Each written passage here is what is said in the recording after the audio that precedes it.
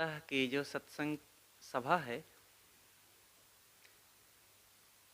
सदगुरु श्री अभिलाष साहेब जी की जीवन चर्चाएं इसमें चलती है और सब लोग ध्यान से सुने और मनन करते रहें। कल का जो प्रसंग था वो चर्चाएं हुई थी कि भूत प्रेत, समाज में भूत प्रेत की बहुत मान्यता है। तो बचपन में सदगुरु श्री अभिलाष साहेब, इनका जो पूर्व का नाम था श्री राम सुमिरन जी, इनके भी मन में समाज परिवार के द्वारा ये सब बातें आई जाती हैं तो इनको भी भय लगता था। तो ये पर चर्चा हुई थी उनकी शिक्षाओं पर और ताऊ जी को कैसे उनके रहन सहन पर भी प्रेरित किए और उनको बदले। विवाह, माता पिता को स्वर्ग भेजने की भावना, आरक सिद्धांत के पूर्व उनकी भक्ति उपासना क्या थी और संध्योपासना कैसे किया जाता है और उनकी लगन। तथा एक संत ने उन्हें कहा था कि बेटा, तुम्हें हंस भी मिलेंगे। तुम पक्षियों को दाना चुगाते हो तो ये पक्षी दूसरों को बताएंगे और फिर और पक्षी कभी हंसों को बताएंगे तो तुम्हें हंस भी मिलेंगे। तो इन चर्चाओं पर कल बातें हुई थी। आज का विषय है कुछ उससे आगे, और वह है कि एक संत मिले, उन्होंने कहा बोध हो गया। ये बहुत महत्वपूर्ण शब्द उनको बचपन में ही मिला। पान खाने की आदत हो गई थी, वह भी थोड़ी सी चर्चा होनी है। गुरुदेव श्री राम सूरत साहेब जी कैसे मिले, उनका प्रभाव, उनका व्यक्तित्व और उनके जीवनचर्या क्या थी, इन सब बातों पर आज थोड़ी सी चर्चा की जाएगी। सन 1949 की बात है। आपके घर पर एक बार एक संत आए, दूर से चल करके आए थे, गर्मी के दिन थे, थके थे वे, और उनके आते ही आपने उनका स्वागत किया और बैठाए। और संत ने कहा कि बच्चा, प्यास लगी है, पानी पिलाओ। आप तुरंत दौड़ करके गए, साफ बर्तन में शीतल जल लेकर के आए और पिलाए। जब वो पी लिए तब फिर लंबी श्वास खींचे और कहें बोध हो गया। तो बोध हो गया पहली बार आपने सुना। उन्होंने तो पानी के लिए कहा था, लेकिन यह शब्द आपके लिए एक बहुत बड़ी प्रेरणा बन गई, जिंदगी की उपलब्धि बन गई। बाद में बारंबार मनन किया कि बोध, बोध का मतलब तृप्ति। पानी से जैसे संत को तृप्ति हो गई थी, मतलब अब पानी की जो प्यास है वो पूरी तरह से समाप्त हो गई, अब मैं तृप्त हो गया। लेकिन ये बोध शब्द हमारी शांति के लिए, मन के लिए, जीवन कल्याण के लिए भी बहुत बड़ा आधार है। साधक को ऐसे जीवन जीना चाहिए कि पूर्ण बोध हो जाए। इस जीवन से, शरीर से पूर्ण उपरामता होकर अपनी तरफ लौट आना, स्वरूप में स्थित हो जाना और कुछ ना चाहना रह जाना, ये बोध है। तो ऐसा बोध प्राप्त करना ये जीवन का उद्देश्य है। तो उन संत से ये प्रेरणा मिली थी कि बोध हो गया। बचपन में श्री राम सुमिरन जी पान खाने की आदत थोड़ी हो गई थी। अपने घर के पास ही एक मित्र थे, उनका घर था और वो पान की दुकान कर लिए। तो इनका भी समय समय से उनके पास बैठना उठना होता था। और वो जो मित्र थे पान बेचते थे, और जब ये जाएं तो इनके स्वागत में भी पान देते थे। अब मित्रता के चक्कर में पान खाने की धीरे से आदत हो गई। जब आदत हो गई तो अब ले करके खाने लगे। ज़्यादा ले करके खाने की तो आदत नहीं थी, किंतु जब मेहमान आते तो उनके स्वागत में पान लाते, उनको खिलाते थे, स्वयं भी खाते। ऐसा कुछ दिनों तक चलता रहा। धीरे से पारखी संतों का परिचय हुआ, उनसे मुलाकात हुई, चर्चाएं हुई, और देखे कि ये संत बहुत साफ शुद्ध रहते हैं और इनमें कोई ये सब पान वगैरह की आदत नहीं है। तो इन्हें लगा कि ये अच्छी बात नहीं है और धीरे से छोड़ दिए। संतों को पता भी नहीं चला कि रामसिमरन जी पान खाते थे, और खाते थे लेकिन इतनी साफ सफाई से रहते थे कि किसी प्रकार से मुख में, दांत में उसका प्रभाव नहीं रहा। तो ये पान खाने की थोड़ी आदत थी, और लेकिन संतों को देखने से ही ये आदत छूट गई। ये ज़्यादा दिन तक नहीं चला, किसी को कहना भी नहीं पड़ा कि आप क्यों खाते हैं, इसको छोड़िए। स्वयं लगा कि ये ठीक नहीं है, और देख करके मन में बदलाव आया और छोड़ दिए आप। सदगुरु श्री राम सूरत साहेब जी के सर्वप्रथम दर्शन कब और कहाँ हुए, इस पर थोड़ी सी चर्चा करें। एक व्यक्ति था जो आकर के आपसे मिला और उसने कहा कि अमुक कुटिया में एक संत आए हुए हैं, और वे संत बड़हरा कुटी से आए हुए हैं। वे भगवान नहीं मानते हैं, वे देवी देवता नहीं मानते हैं, वे ब्राह्मणों का बनाया भोजन नहीं करते हैं, वे अपने हाथ से बनाते हैं। इस प्रकार नई बातें सुन करके इनके मन में बहुत कौतूहल हुआ कि अच्छा, वे ब्राह्मणों का नमस्कार नहीं करते और उनका बनाया भी नहीं खाते हैं। ऐसे संत हैं, ब्राह्मण तो सबसे श्रेष्ठ होता है, फिर उनका बनाया क्यों नहीं खाते। इनके मन में थोड़ी सी उत्सुकता जगी जानने की, देखने की, वो कैसे हैं। कुछ दिनों के बाद फिर वहां पर जब फिर से संत आए तो आपको जाना हुआ। वो पिकौरा नाम का गांव था, पिकौरा, जो खानतारा के पास ही है। वहां पर भंडारा था, आपको निमंत्रण भी मिला और संत आए ही थे, तो मन में हुआ कि चलो अब की बार संत से भी मिलेंगे और भंडारा भी हो जाएगा। तो वहां आप गए, देखे कि पूज्य श्री राम सूरत साहेब जी दरवाजे पर चौकी पर बैठे हुए हैं, और उनके साथ में एक संत हैं। उन संत का नाम भी था श्री संत साहेब। संत साहेब श्री राम सूरत साहेब जी के गुरु भाई थे, छोटे गुरु भाई, और अधिकतर ये भंडार बनाया करते थे, इसलिए इनको भंडारी साहब के नाम से भी जाना जाता था। तो वे भंडार बना रहे थे आंगन में, और साहब बैठे थे, और कुछ लोग आपके पास मिलने जुलने आते थे, उनसे बातें करते रहते थे। तो श्री रामसिमरन जी भी वहाँ पहुँच गए।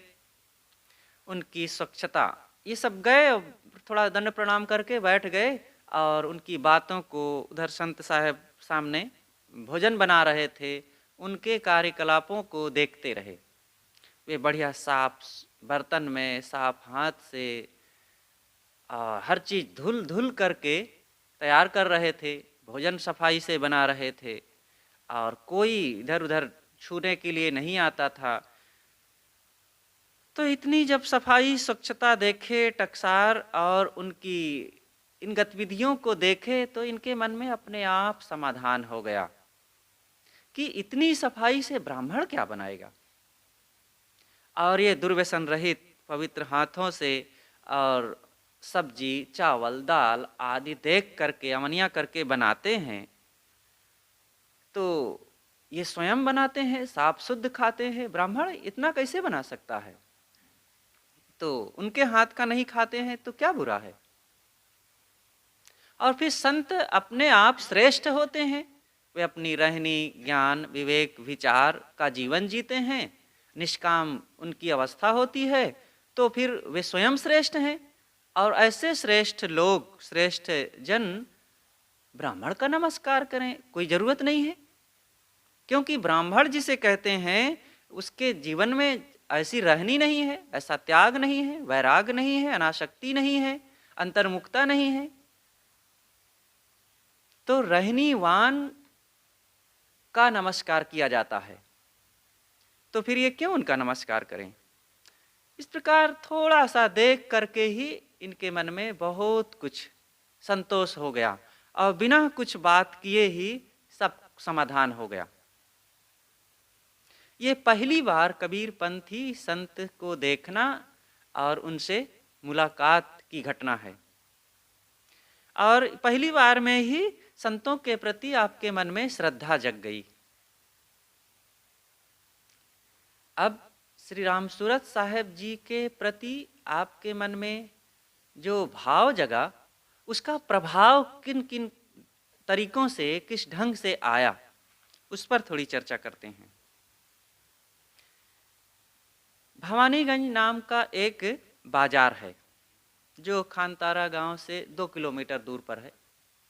उधर गांव सब पास पास में ही हैं, 2 किलोमीटर, 3 किलोमीटर, 1 किलोमीटर, इतना निकट निकट गांव है। कई बार उधर जाना हुआ, देखने को आज भी मिलता है। तो वहाँ पर एक पशुओं का जेल खाना, कांजी हाउस उसे कहते हैं, वह था। तो जो कांजी हाउस का मुंशी था वो बीमार हो गया, तो इनको, राम सुमिरन जी को, वो कुछ दिन के लिए चार्ज दे दिया था उसकी व्यवस्था करना, वहाँ पर कितने पशु आए, कितने गए, उसका लिखा पढ़ी करना। तो ये मुंशीगिरी का काम इनको दे दिए थे। रोज जाते थे वहाँ, देख आते थे और जो कुछ ज़रूरत होती थी कराते थे।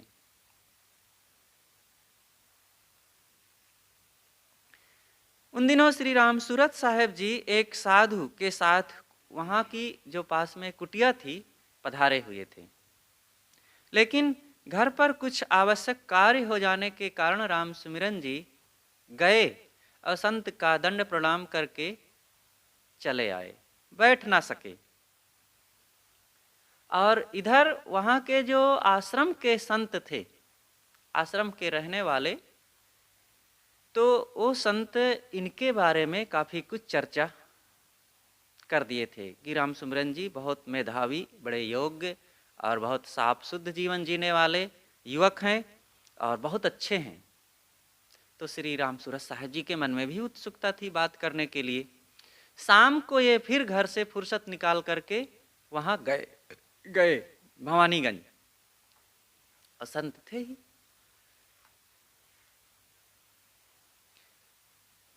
इधर ये जो पहली बार श्री राम सूरत साहेब जी से चर्चाओं का ये सिलसिला था, तो जैसे ही आप पहुँचे सूरत साहेब जी कहे भाई आओ राम सुमिरन जी, और कुछ प्रशंसा करते हुए बड़े प्रेम से बैठाए। शाम को जब वहाँ पहुँचे और बातें हुई, बैठाए, तो ये चर्चाओं का प्रथम मिलन था।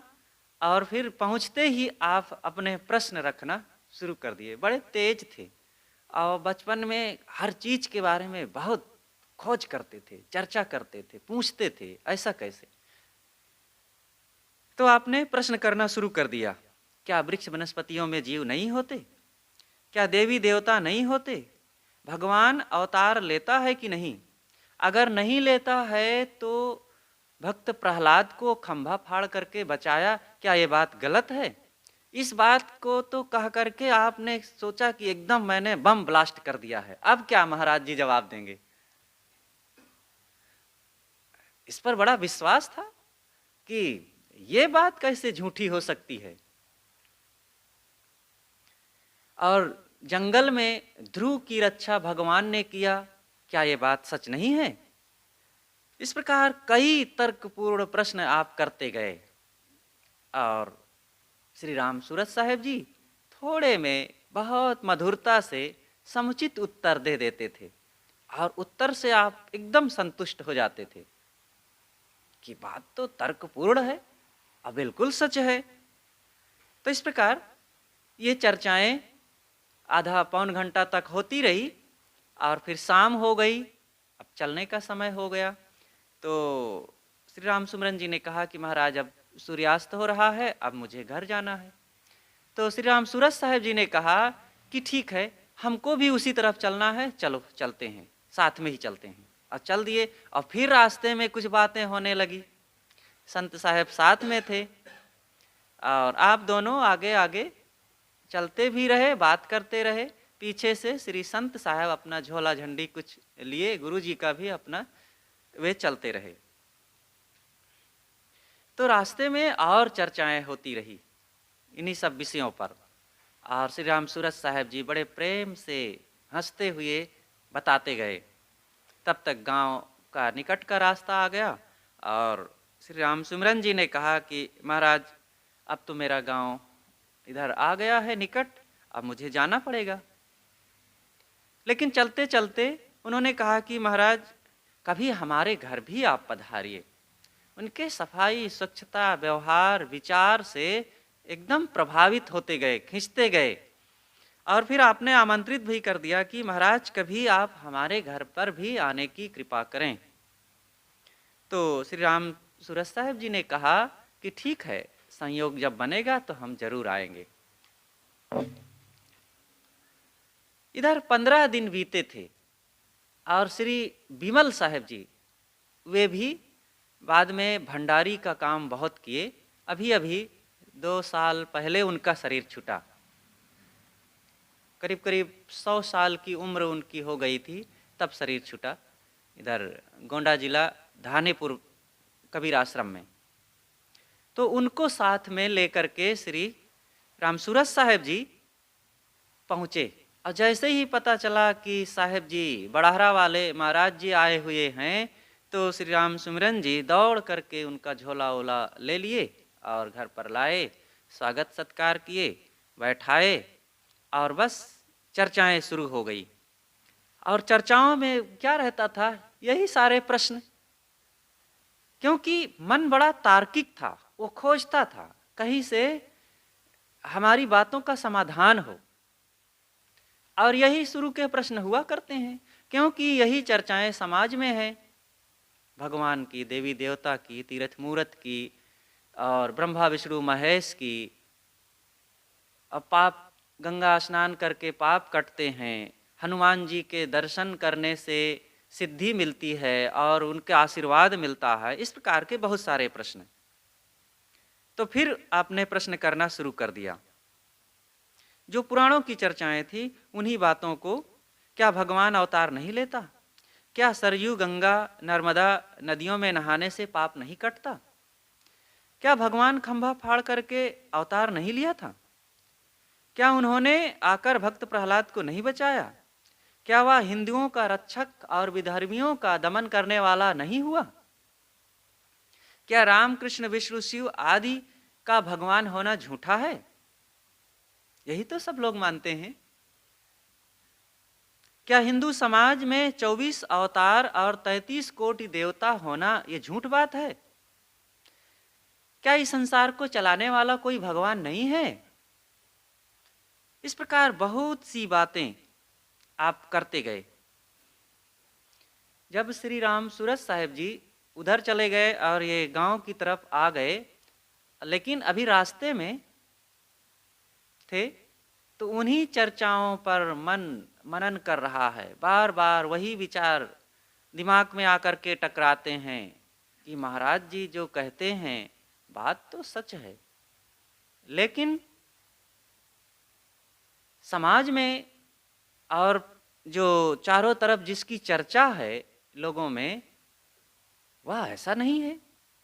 और जो चर्चा है वो महाराज जी नहीं मानते हैं। तो क्या इन्हीं के पास सारा ज्ञान है? क्या यही सब कुछ जानते हैं?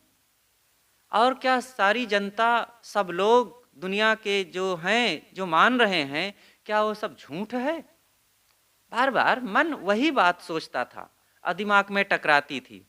तो यही सब बातें आती कि क्या पुराणों में जो लिखा है, रामायण भागवत में जो लिखा है, वो बात गलत है।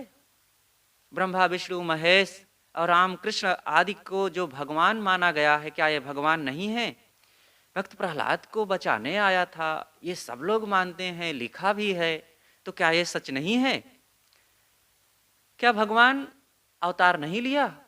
और क्या विधर्मियों का दमन करके हिंदू समाज की रक्षा करने के लिए वो नहीं आया? 33 कोटि देवता क्या नहीं है? इस प्रकार से ये सारे प्रश्न बार बार मन मस्तिष्क में आते, दिमाग में टकराते, लेकिन श्री राम सूरत साहेब जी के तर्क भी सामने आते, तो इनके भी मन में ही होता कि बात तो सच है। जब भावनाओं में आते तब लगता है कि नहीं, ये मानते नहीं हैं, अच्छा नहीं है। सब लोग मानते हैं और ये सब महाराज जी इन बातों को काट देते हैं, तो भाव प्रधान मन को तो अच्छा नहीं लगता, लेकिन विवेक प्रधान मन को अच्छा लगता। यही सच है। आखिर इसमें झूठ क्या है? वे जिन कसौटियों से, जिन तर्कों से बताते हैं, तो वो तर्क तो एकदम खरे हैं, सत्य है। कहाँ भगवान है? सबको अपने कर्मों का मिलता है, और सबका जैसे आज जन्म होता है, किसी भी मनुष्य का जन्म ऐसे ही पहले भी होता रहा होगा। जो नियम है प्रकृति के, नियम के विपरीत कैसे कुछ हो सकता है? इस प्रकार से तर्कपूर्ण बातें भी आती और मन का समाधान धीरे धीरे होने लगा।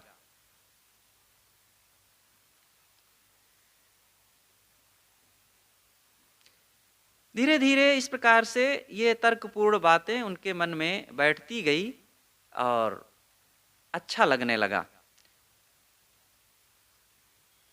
दूसरे दिन से मन में वैचारिक संघर्ष अब चलने लगा। अब घर में आ गए, अब इन बातों के हिसाब से सोचने लगा है।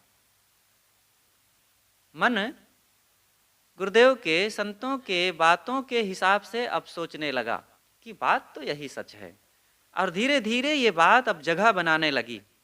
लेकिन संध्योपासना आप करते थे।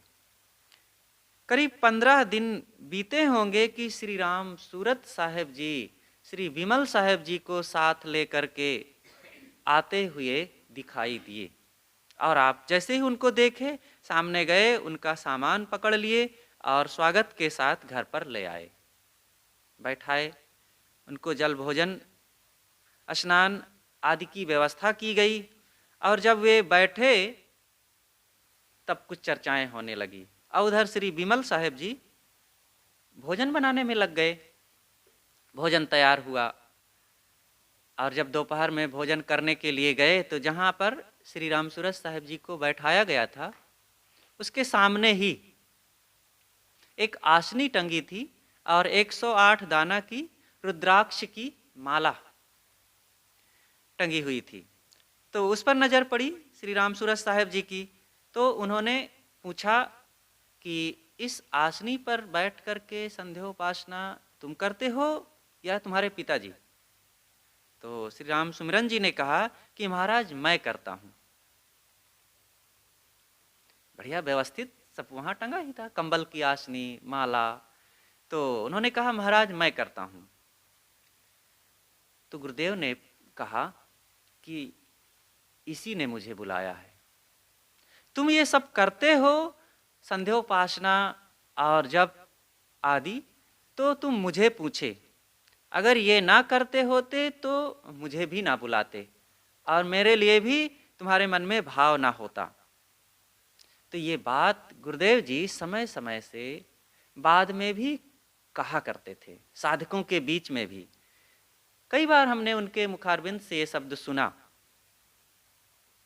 सच है, जो व्यक्ति पहले से कहीं किसी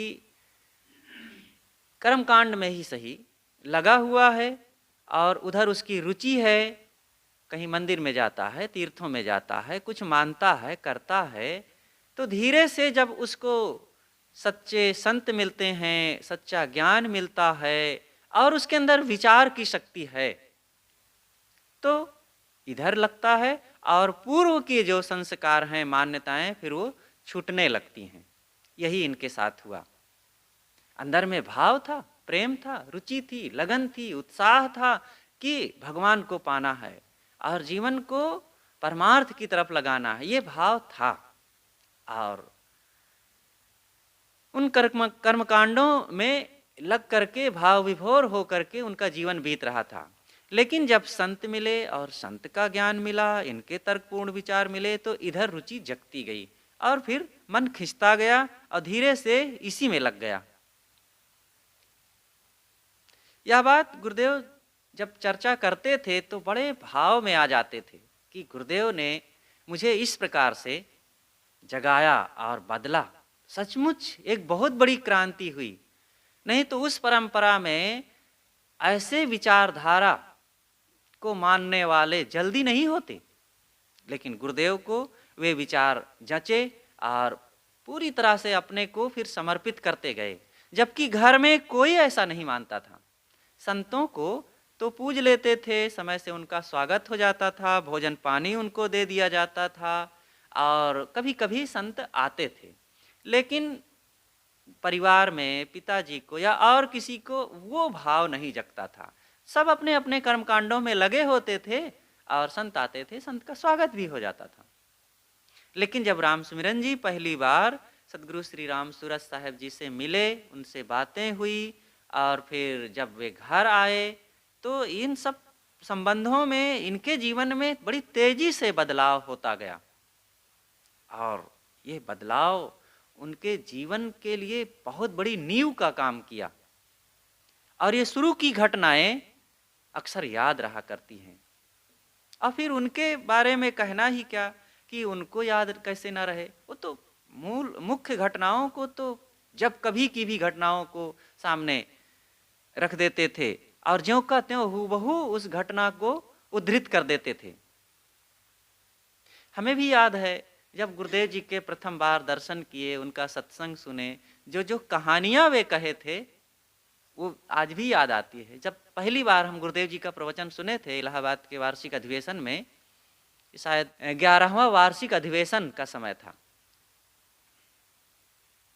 तो उसमें बंदे कर ले आप निवेरा, इस पद पर गुरुजी बोले थे। पहला प्रवचन उनका हम सुने थे, 1 घंटा, बहुत अच्छा लगा। तो इस प्रकार से ये श्री राम सूरत साहेब जी का मिलन और उनका प्रभाव आपके ऊपर आया, इस पर चर्चाएं हुई। अब आगे की चर्चा है कि श्री राम सूरत साहेब जी कौन थे, उनका व्यक्तित्व कैसा था, तो इस पर थोड़ी सी चर्चा करते हैं। श्री अभिलाष साहेब जी के पारक सिद्धांत और स्वरूप के बोधदाता सदगुरु श्री राम सूरत साहेब जी हैं। सदगुरु श्री राम सूरत साहेब जी निर्णय के प्रेमी, पारक सिद्धांत के मर्मज्ञ, प्रतिभावान और बड़े ओजस्वी तेजवान संत महापुरुष थे और बचपन के अत्यंत संस्कारी तथा गृह त्यागी थे। इनका जन्म सन 1916 ईस्वी में उत्तर प्रदेश गोंडा जिला के खिरचीपुर नामक गांव में हुआ। वो गांव में एक संभ्रांत परिवार था और जो जिन्हें कुर्मी परिवार कहा जाता है वह परिवार था। वहीं पर एक रघुवीर वर्मा नाम के सज्जन रहते थे। उन्हीं की औरत से श्री राम सूरत साहेब जी का जन्म हुआ। आपके घर पर अयोध्या के वैष्णव संतों का बराबर आना जाना होता रहता था। पास में सब उधर उस क्षेत्र में अयोध्या के वैष्णव संतों का दूर दूर तक प्रभाव है और लोग आते जाते और सब में अपना प्रभाव, विचार, सत्संग ये सब देते रहे। आपके मन में था कि संतों को देखते थे तो लगा कि हमें भी साधु हो जाना चाहिए और 12-13 साल की उम्र थी और एक दिन चुपचाप चले गए अयोध्या। सरयू के माझा में श्री मौनी जी महाराज के पास आप 5-6 महीने रहे। इसके पश्चात विद्या पढ़ने के लक्ष्य से आप चित्रकूट चले गए। अयोध्या में वैष्णव संतों का गढ़ है, लेकिन चित्रकूट भी वैष्णवों का ही गढ़ है। वहाँ भी यही सब रहते हैं, क्योंकि ये सब श्री राम की जगहें हैं। अयोध्या में श्री राम जी का जन्म हुआ, तो चित्रकूट में श्री राम जी जब वन यात्रा किए तो प्रथम वहाँ पर उनका निवास हुआ ज़्यादा समय के लिए। कुछ दिनों के बाद वहाँ से आप पुनः घर लौट आए। घर आने वाले संतों से आप कहते, जब आपके घर पर कभी कभी संत आते तो आप उनसे कहते कि आप हमें अपने साथ ले चलिए, लेकिन बच्चे जान करके और माता पिता के संकोचवश कोई आपको घर से अपने साथ लाने के लिए तैयार ना होता। अंततः आप घटुलिया नामक स्थान पर एक वैष्णव संत के आश्रम में फिर चले गए। थोड़े दिन घर पर रहे और मन में था कि अब घर पर नहीं रहना है, और संतों के प्रति खूब आकर्षण बढ़ता गया। पीछे आपके पिताजी आपको बुलाने गए, लेकिन आपने कहा कि आप अपने घर पर भंडारा कीजिए, तब मैं आऊँगा। बच्चे ने ऐसा पिताजी से कहा। घर पर भंडारा हुआ। राम सूरत जी वहाँ गए। वहीं पर बड़हरा के वैष्णव संत श्री राजा रामदास जी महाराज आए हुए थे। वैष्णव संत जो राजा रामदास जी महाराज थे, यही श्री राम सूरत साहेब जी के गुरु हुए। फिर बाद में जो योग्य और जीवन भर उनको बोध विचार और संरक्षण आधार देने वाले हुए थे। उनके व्यक्तित्व एवं साधना से आप बहुत प्रभावित हुए, और उन्हीं से श्री राम सूरत जी को साधुवेश हुआ था। घटुलिया आश्रम पर बालक राम सूरत जी को श्री पूर्ण साहेब कृत बीजक की टीका त्रिज्या मिली। पहली बार आपको जब बीजक की टीका त्रिज्या मिली तो आप उसे पढ़े, और उनके शब्दों को जब आप पढ़ते तो आपको भी चौंक होती थी, क्योंकि ये सब पूरा वैष्णव परिवार था, और वैष्णव परिवार में भी यही सब मान्यताएं, सनातन धर्म हिंदू परंपरा में जो माना जाता है, ये सब चलता ही है। आपके गुरुदेव श्री राजा रामदास जी महाराज भी उसे प्रेम से पढ़ते थे। एक बार पोरा कबीर आश्रम में भंडारा हुआ। ये पोरा फैजाबाद के पास ही पड़ता है, और ये वहाँ पर कबीरपंथी संतों का आना जाना होता रहता था। वहाँ उस समय वर्तमान में श्री सुकई साहेब नाम के योग्य संत रहते थे। उन्होंने वैष्णव साधु श्री राम सूरत दास जी को कहा कि जब आप टीका बीजक की टीका पढ़ते हैं तो आप बुरहानपुर कबीर आश्रम चले जाइए, वहाँ पर संत रहते हैं और बीजक की पढ़ाई होती है, जाकर के विधिवत बीजक को पढ़ लीजिए। ये बात उनको अच्छी लगी श्री राम सूरत जी को, और अपने गुरुदेव श्री राजा रामदास जी महाराज से जाकर के कहे कि गुरुजी, पोरा के महंत साहब ऐसा कह रहे थे। तो ये बात उनको भी अच्छी लगी कि ठीक कह रहे हैं। तो फिर उन्होंने बुरहानपुर भेजने के लिए निर्णय ले लिया, और सफ़ेद कपड़ा पहनाए, कंठी पहनाए और खड़ा तिलक लगाए राम सूरत जी को। अब कबीरपंथी साधु बना करके वहाँ भेजना था, तो ये सब करके अब बुरहानपुर भेज दिए। इस समय उनकी उम्र 15 साल की थी। किसी के साथ गए। आपने बुरहानपुर में 2 वर्ष रह करके श्री लाल साहेब जी से बीजक की टीका पढ़ी। वहाँ पर उन दिनों श्री लाल साहेब जी एक योग्य संत थे, और उन्हीं से ये सब पढ़ा आपने। श्री लाल साहेब जी तो वहीं श्री विशाल साहेब, वहीं से श्री लाल साहेब जी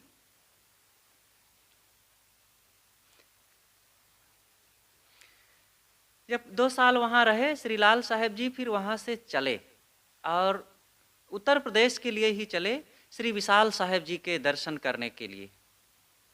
श्री लाल साहेब, श्री विशाल साहेब के जीवन की घटनाएं भी बहुत अद्भुत हैं। दोनों योग्य पुरुष थे, दोनों समान वैराग्यवान, तेजवान, प्रतिभावान थे और दोनों एक दूसरे को वैसे ही आदर करते थे और अत्यंत भक्ति भाव पूर्वक दोनों एक दूसरे से मिलते थे। इन घटनाओं को गुरुदेव जी के लिखी हुई मोक्ष शास्त्र पुस्तक में थोड़ा सा देखा जा सकता है। गुरुदेव जी ने इन दोनों महापुरुषों के संबंधों के बारे में श्री विशाल साहेब की जीवनी में ही लिखा है। तो श्री लाल साहेब जी वहाँ से उत्तर प्रदेश बाराबंकी के लिए चले।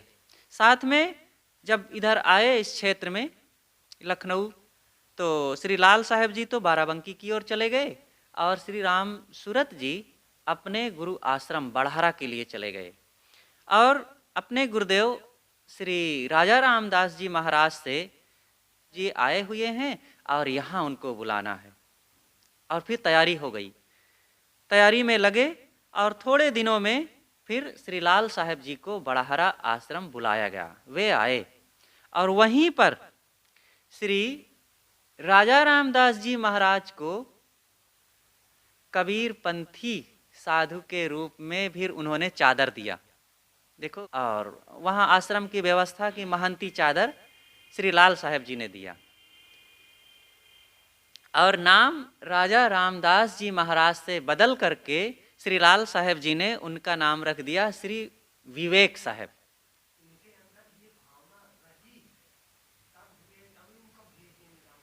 हाँ, लेकिन कबीर पंथ के अनुसार ये सारी एक जो होनी चाहिए औपचारिकताएं, तो श्री लाल साहेब जी से वह सब विधिवत हुआ।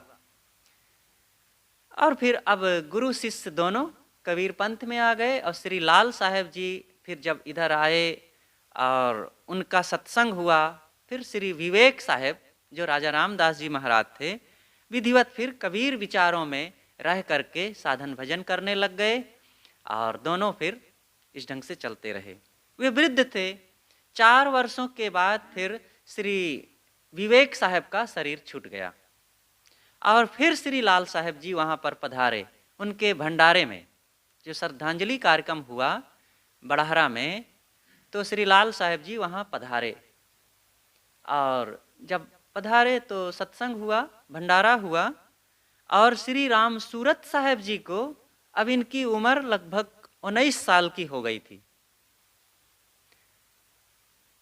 महंती की चादर दिए श्री लाल साहेब जी ने श्री राम सूरत साहेब को अब महंती की चादर दिए और तब से करीब 19 साल की उम्र से इधर 81 साल की उम्र तक वे फिर साधु समाज, भक्त समाज को संभालते रहे श्री राम सूरत साहेब जी। तो इस प्रकार लंबा जीवन उनका और पारखी संतों के बीच रह करके बड़े व्यवस्थित ढंग से वे साधन भजन करते रहे और पारक सिद्धांत का प्रचार प्रसार करते रहे।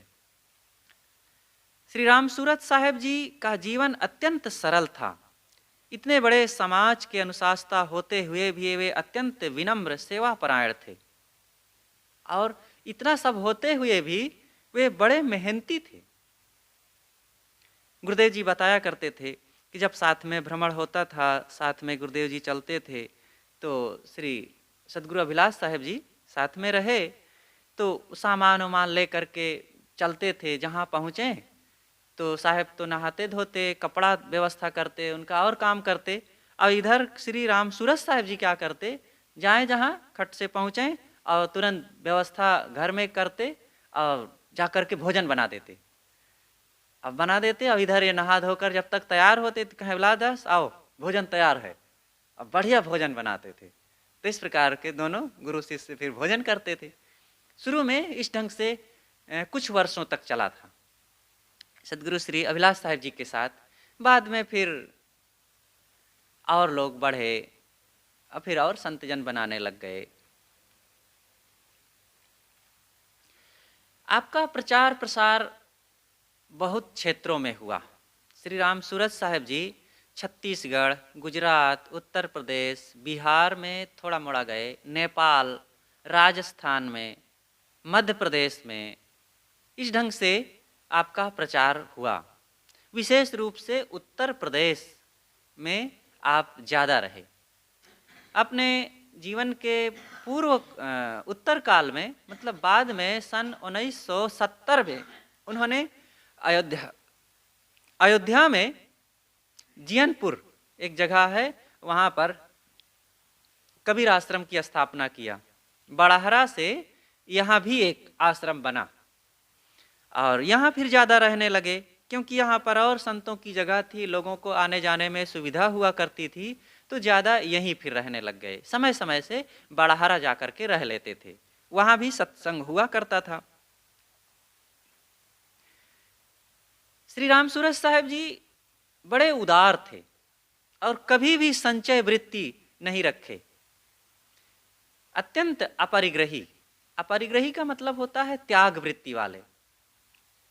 वे कहते थे कि कुछ लोग होते हैं जो अपने पैसे बैंक में रखते हैं जमा कर करके, और कहें हम तो बैंक में नहीं, हमारा बैंक तो ये साधु समाज है और साधु संतों में हम खर्च कर देते हैं और इसी में सब हमारा जमा होता रहता है मानो। तो ये सच्चा बैंक है जो अपने पैसे को सदकर्मों में, सेवा में, परमार्थ में लगाता है। निश्चित ही ये जमा होता है और ये जब जरूरत होती है तब अपने आप हमारे साथ काम आने लगता है। आपके वैराग्यमय जीवन, उच्चतम रहनी, आदर्शपूर्ण सेवा भाव तथा तात्कालिक उत्तम व्यवहार एवं सदगुरु कबीर के उज्जवल पारक सिद्धांत से प्रभावित होकर के हुए और बहुत शिष्य साधु समाज आपके साथ इकट्ठा हुआ, जिसमें से हम कुछ मुख्य लोगों का नाम यहाँ पर गिनाते हैं। पूज्य श्री लगन साहब एक संत थे जो बहुत योग्य पुरुष थे और इनको मोटे साहब के नाम से जाना जाता है।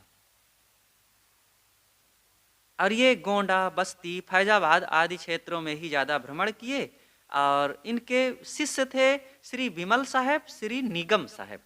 जो लगन साहब जी थे इनके शिष्य थे श्री विमल साहब, लेकिन श्री रामसूरत साहब जी को बाद में फिर गुरु रूप मानते थे और उन्हीं के साथ ज़्यादा रहे।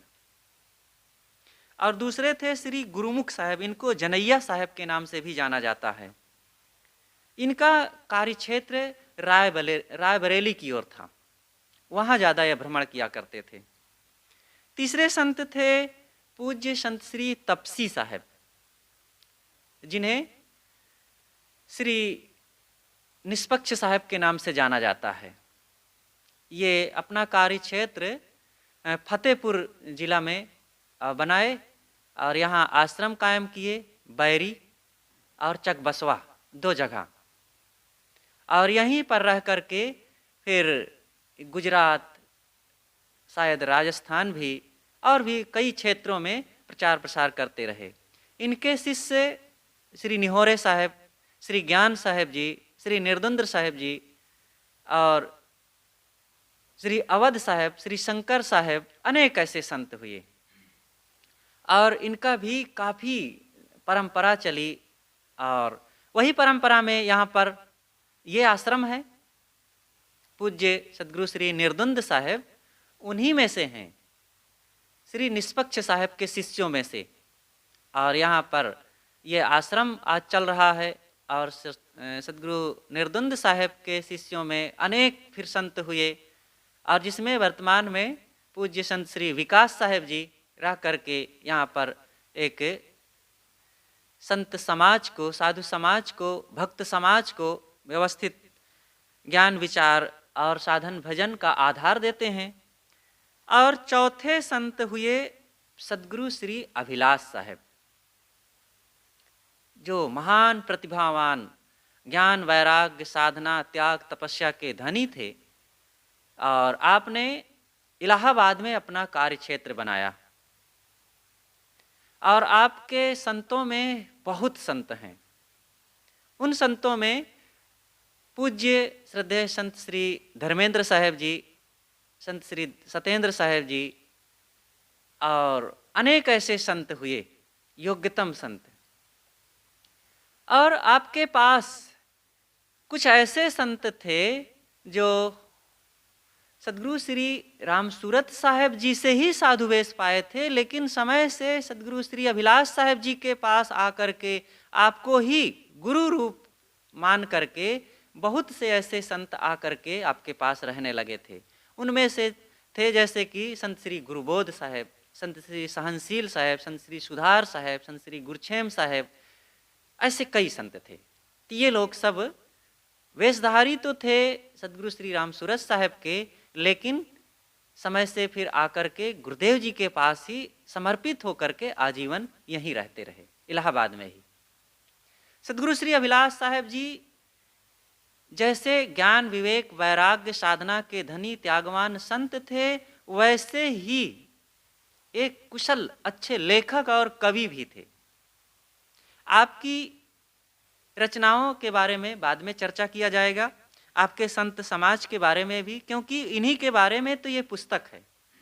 लेकिन जो प्रसंग चल रहा है वर्तमान में सदगुरु श्री राम सूरत साहेब जी का, तो उनके शिष्यों में से ये थोड़ी सी चर्चाएं किया गया कि मुख्य रूप से 4 संत हैं, और इसके इन सब के अलावा भी बहुत संत हुए जिनका हम सबका नाम गिना नहीं सकते, हमें पता भी नहीं है, याद भी नहीं है। तो इस प्रकार से पूज्य संत श्री राम सूरत साहेब जी का बहुत व्यापक प्रभाव समाज पर पड़ा, और आपने बहुत से क्षेत्रों में बहुत संतों को प्रभावित किया, साथ साथ भक्तों को प्रभावित किया, और आपके विचारों से अनेक मत पंथ के लोग भी जुड़े। इस प्रकार ये सदगुरु श्री राम सूरत साहेब जी का प्रभाव और उनके जीवन पर कुछ यहाँ पर चर्चा की गई। आज का विषय था कि शुरू में कहा गया कि बोध हो गया, और उसके पश्चात सदगुरु श्री राम सूरत साहेब जी के दर्शन कैसे हुए, पूज्य श्री राम सुमिरन जी को, और फिर उनसे प्रभावित कैसे हुए, प्रभावित जब हुए तो किस तरह से हुए, और फिर श्री राम सूरत साहेब जी का प्रभाव क्या था, व्यक्तित्व कैसा था, उनकी थोड़ी सी हिस्ट्री कही गई। इस प्रकार आज का ये प्रसंग था। कल की जो चर्चा चलेगी वो चर्चा रहेगी बड़हरा आश्रम में श्री राम सुमिरन जी का प्रथम आगमन कैसे हुआ, और धीरे से फिर संतों से कैसे जुड़ते गए, और आपके मन में वैराग्य कैसे जगा, और फिर उसका आधार क्या हुआ। निष्पक्ष सत्य ज्ञान प्रभाकर एक पुस्तक है, वो पढ़े, कैसे मिली और उससे क्या लाभ हुआ, बीजक की त्रिज्या से आपको क्या लाभ मिला, संध्योपासना कैसे आपकी छुटी, और व्यवहार कुशल आप कैसे थे। इस प्रकार से कल की चर्चाएं होगी जो बहुत महत्वपूर्ण होगा। पुनः आप सब लोग सुनने के लिए पधारें, और फिर आज यहीं पर आज की चर्चा को समाप्त करते हैं। बोलिए सद्गुरुदेव की जय।